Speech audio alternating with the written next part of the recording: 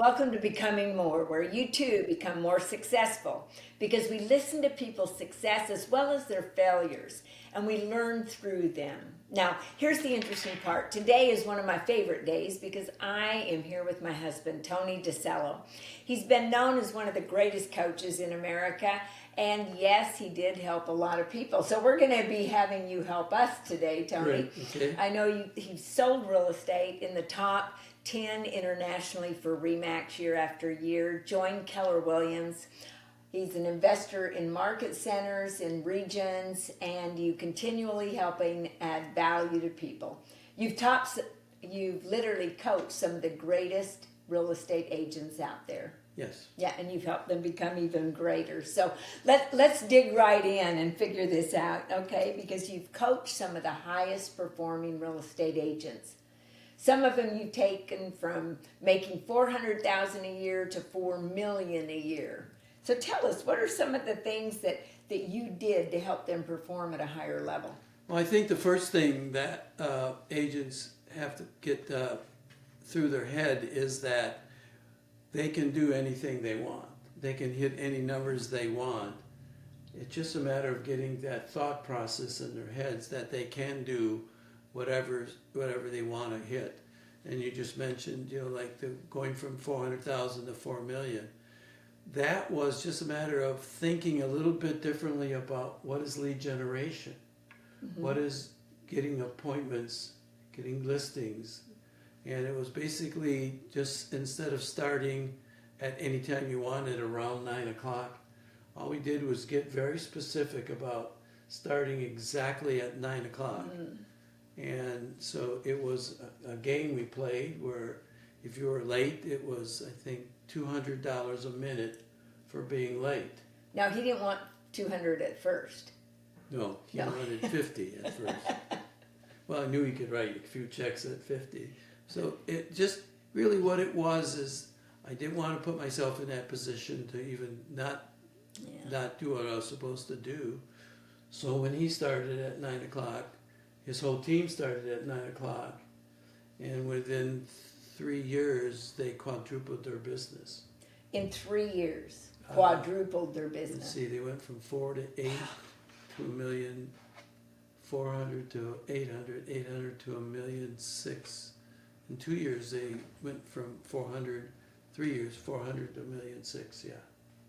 And now making over $4 million. 5 million. 5 million now. Yeah. So they continue to go up. Yet how challenging was that? You said $200 a minute. Did he pay that to you? Did he pay? He donated it to a foundation that he wanted to donate the money to. How often did he donate? Twice. Twice. Not totaling $400. Okay. So that's 2 minutes. So literally 2 minutes, $400. He was cured. Right. Well, it's interesting, thinking differently and acting differently. I had a fellow that I coached in New York, and his challenge was in building his team was everybody had got a minute. Oh yeah, got a minute. Got a minute, got a minute. And so the consequence was every time he said yes, he had to put $50 in a party jar for the rest of the team. So all the team was coming around saying, got a minute? Yeah, at $50, it took almost $1,000 before he really got gripped on the fact that not now. You got a minute, we're not now, later, or not now in an hour, or not now, but not now, not doing what they wanted to talk about. Yeah. And it changed his business. And it just was, it was a little bit more difficult, and he had to bring enough $50 bills a day to handle all the got minutes. But here's the thing, by just changing his thinking and changing his habits, his business started growing because he became a leader rather than a trainer and manager. Well, let's talk about that word habits, because there are certain habits that top performers have. And you've seen them over and over and over again. What are some of those habits that they've gotten themselves into? I think the first one is just what I talked about earlier.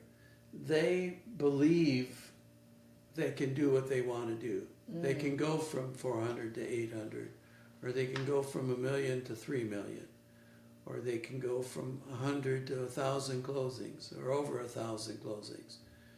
They really believe they can do that, and it's just a goal that they're achieving. It's nothing heroic, or it's nothing that seems impossible.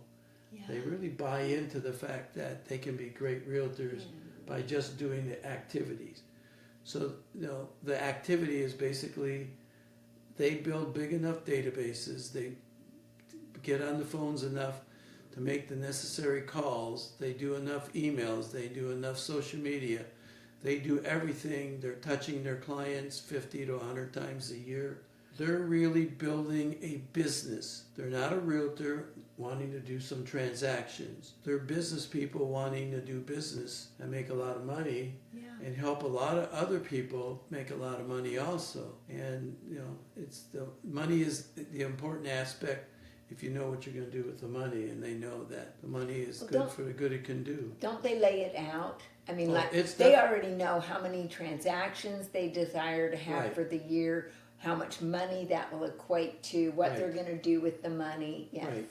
Yeah, it's all laid out in a business plan, and they follow the plan, and everybody in their team follows the plan. That's the biggest piece. Is everybody on their team has their same thinking. So when they build a team, they're not building it with people that won't get them to their goal. They're building it with people that can get them to their goal. So they spend a lot of time finding the people. They spend a lot of time training the people to be as good as them, if not better than them. Well, and they have an expectation. I think that's another part. Right. Their expectations are high, their standards are high, and the great ones hold to those standards. Absolutely.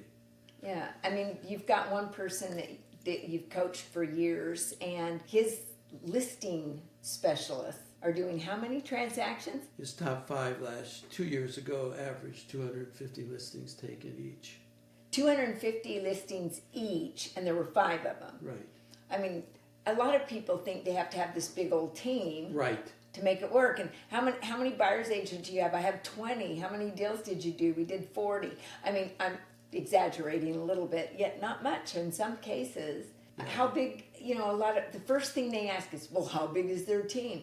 Well, if you had 5 people doing 250 deals, that's a lot of deals. 1,250. There's single agents out there not doing 250. Right, yeah. So basically, it's finding the right people, wanting them to be, that want to be successful and are willing to do whatever it takes to be successful. And they don't interview, they audition. So they find out immediately where the people are. Well, let's talk about that a little bit. They interview or they audition. Talk about the difference in those two things. Okay, when they start off with a career night, and you basically come in and they tell you in 45 minutes what it takes to be successful in real estate. And they might get 15 or 20 people to come to that program. And he said, now you know what it takes to be successful. If you're willing to do that work, you can go see Mary in the back, and she'll set you up with an appointment. Okay. And so they're thinking they're going on an interview, and basically what they do is they start lead generation at 8 o'clock in the morning. So they're invited to watch the lead generation for 3 hours. They have to stay and watch them for 3 hours. And then it's a simple question. Is that something you could do every day being on our team? The answer is no. That ends the interview. First of all, you start off with 20 people at night. 2 set up an interview. The rest of the 18 don't want to do that. Yeah. Now you're down to 2 after the second part of the audition.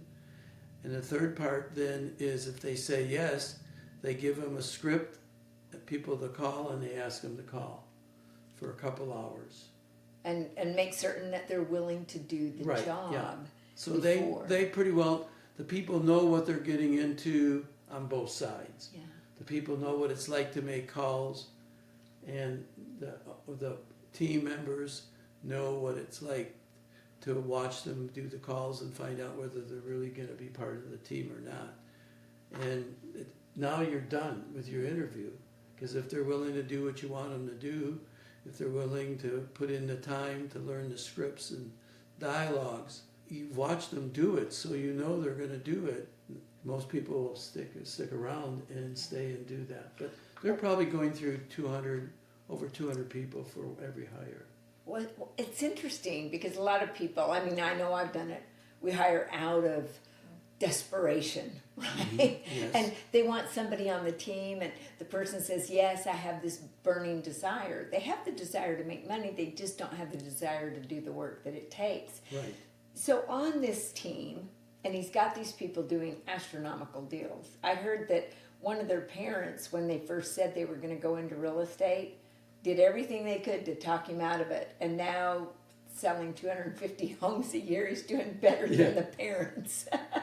Yeah, and he's like 22 years old. 22 years old doing that kind of volume. That's pretty good. Why do you think some agents don't want to delegate? I mean, they build a team, yet they don't delegate things away from themselves. I think from my experience, they hire the wrong people. Then they lose trust in the people. They don't do a 30, 60, 90 where you're really training them for 90 days to find out if they're going to be part of your team or not. Yeah. They don't train them at a high enough level.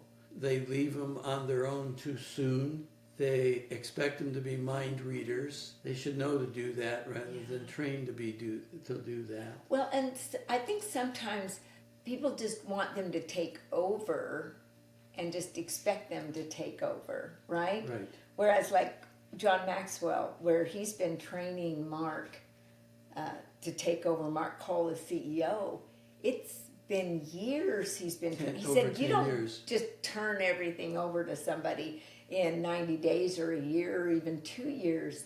When it's a big corporation or a big team, it takes years to get them to where they'll think like you, because that's the big thing, isn't it? Right. Getting them to think differently. Yeah, think differently, and finding out that, people go, well, they take 250 listings a year. That's a wow.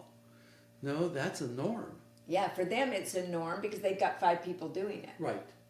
And so it's finding out and helping people think at that level. Because if I can do 250, I probably can do 300. How do I get better at 300? And a lot of times we don't train people on your team to think leverage. so how do you get people to do that, Tony? Because you help people think bigger. That's why they were able to do more. Right. Well, what we've learned is that most people think leverage is hiring more people. Right. And what we're finding out that efficiency and making the people better is your number one piece of leverage. So in the beginning, if they go on a listing appointment, they may take 1 out of 2 listings. That's 50%. As they get better, then they go to the point, he told me those 5 people probably are somewhere between 90 and 95% efficient on listing appointments. Oh, yes, to take that many.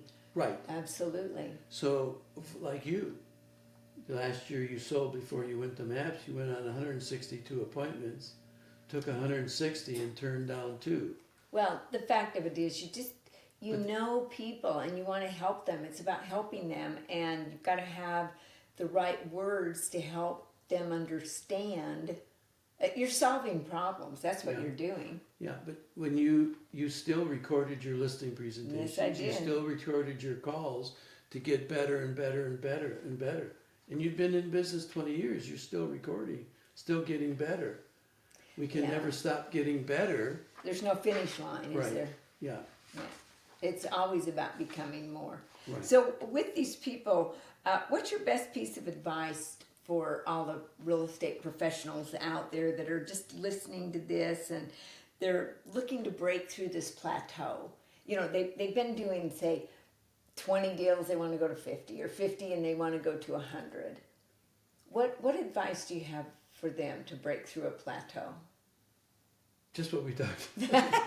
Just do more of the right things, right? Be consistent. Be consistent. Yeah. And getting better, and be consistent of talking to enough people. So if you want to do more transactions, you could double your database and get the same return. But now if you're getting 50 closings out of your database, double the size of the database, and now you're getting 100 closings out of your database. Yeah. And you're doing a good job of touching them. You're doing a good job of building a trusted advisor relationship with all those people. Or we get better at our scripts and dialogues. We get better at getting appointments. We get better at everything. We just get a little bit better, a little bit better, a little bit better. It's about growing ourselves. Yeah. It's like Maxwell calls it layered learning. Yes.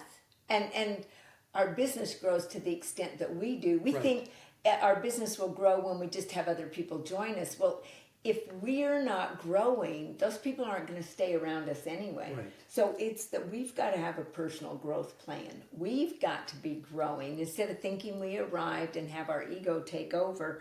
You know, is there one thing that real estate professionals that you would just love for them to understand? If they just understood this one thing, they could make their whole life better.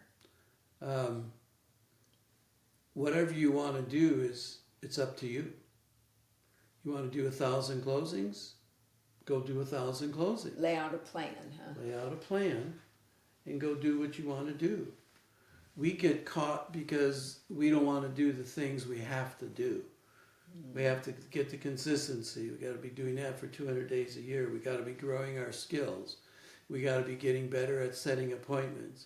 We do that year after year after year. That's a compounding effect. Or it's layered learning. Mm-hmm.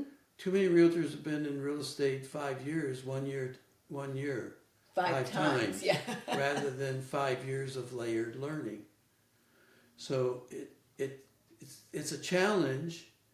We're out in our comfort zone a long time. Mm-hmm. I'm high analytical, so making calls was challenging. It was challenging at the end too.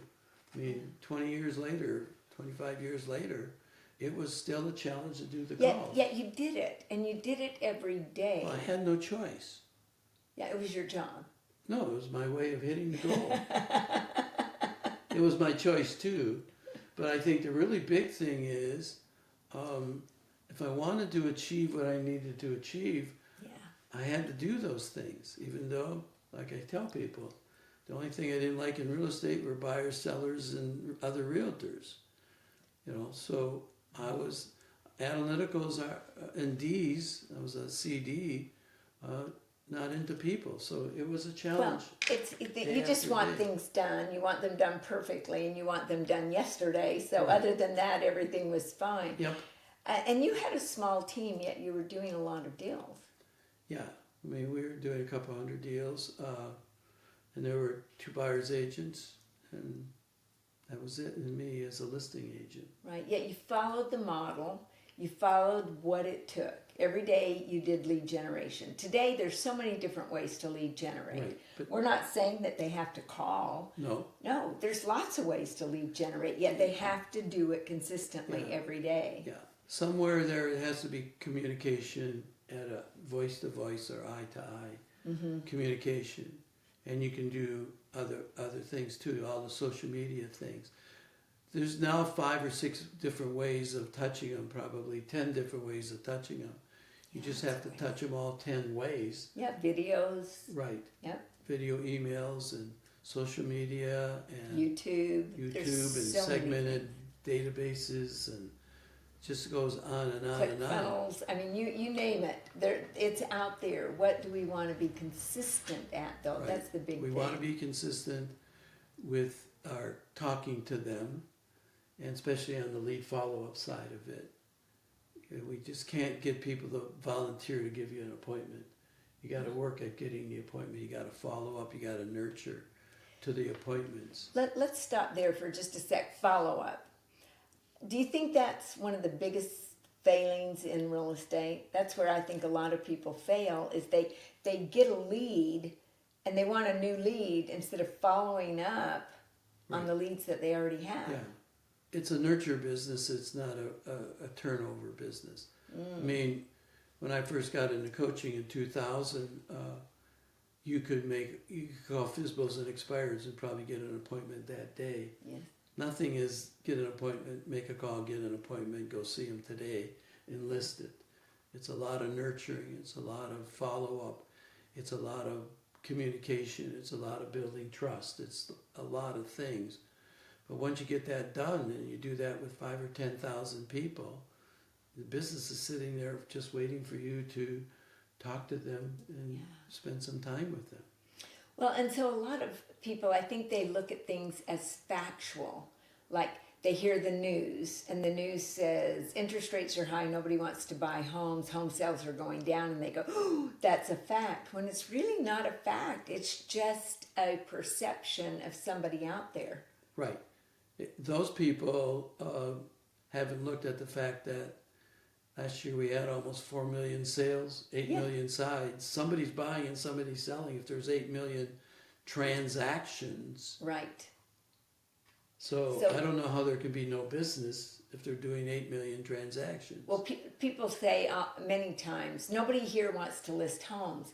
And then you go, well, go to the MLS, how many listed yesterday? Right. And they tell you, and you go, well, somebody wanted to list their home. The problem was they didn't list it with you. The people that did the things we talked about Yeah. are the people that got the listings, the people that do it their way rather than having a model and a plan, are the ones that don't do the business. Well, and isn't it the rule of 5, Tony? It really does work. John Maxwell taught me the rule of 5 many years ago, and it's where if you do 5 things consistently every day, you decide what 5 things you desire to do. Mine was every day lead generate, every day lead follow up, every day go on an appointment. And sometimes that was, hey, visiting a friend or going to a house and just visiting a past client, finding something to take to maybe that past client, like the gentleman that was written up in the newspaper. I went to the newspaper and got not the clipping of it, the actual print that they did it from. Now this was many years ago. We don't do newspapers now, right? Yet I got that and put it in a frame and took it to him.